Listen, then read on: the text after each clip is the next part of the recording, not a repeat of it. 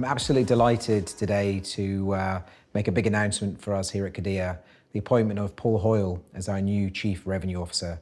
Paul joins us from Google, and I am very excited to introduce Paul. Alan, thank you to you and the management team. I'm delighted to be joining Qodea.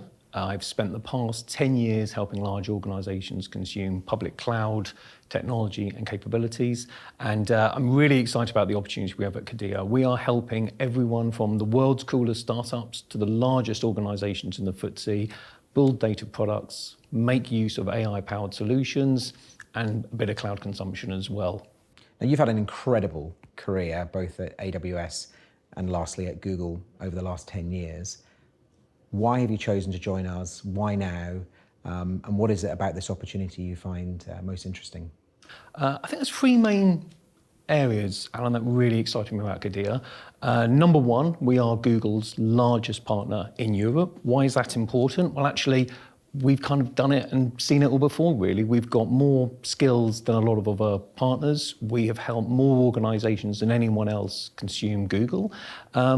And again, we can help organisations shortcut that learning curve, whether they're trying to build an AI-powered new product, make sense of their data, but we believe we're uniquely placed that we have that scale.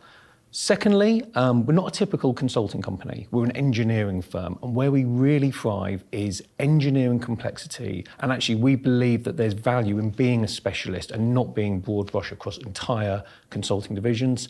And thirdly, when I joined Amazon in 2015, we saw the rise of startups like Spotify, like Airbnb, go global in minutes with public cloud capability. 18 months ago, AI hit us and everyone started using AI to help with their children's homework or plan their holidays.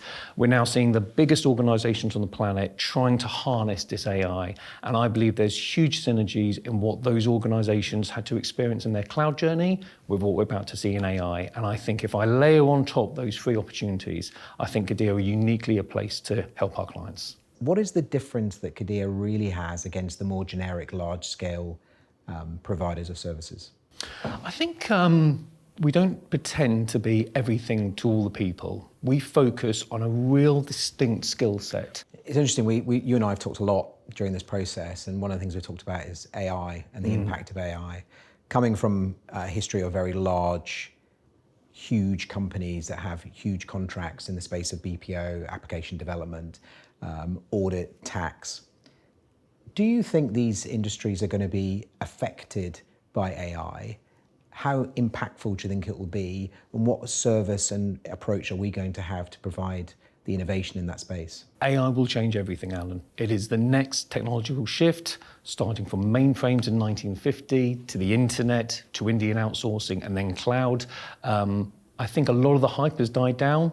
But I think in the next 36 to 60 months, we're going to see organizations build out new AI-powered products. We're going to see industries be disruptive, and we're going to see organizations from the largest banks, again, to very small startups, moving away from proof of concepts and pilots to really pushing in anger. And it's an identical journey to that of cloud in 2015. We started with pilots, with proof of concepts, and in the blink of an eye, people will move things into full production in cloud. Now, we as an organisation are very keen to grow just organically and inorganically. And as you know, we've got a long list of opportunities that we're trying to close in the inorganic space after acquisition. What's your feeling about international markets? Are there any particular places that you think are interesting right now? Any markets you think we should be exploring? I think in mainland Europe, there's some really interesting dynamics occurring, especially with the political landscape. But I think in Europe and UAE especially, there are two markets particularly that I'd love to explore further. What about the US? So the US, it's the home to a lot of these technology providers. They're normally the early pioneers. They're probably the most progressive organizations.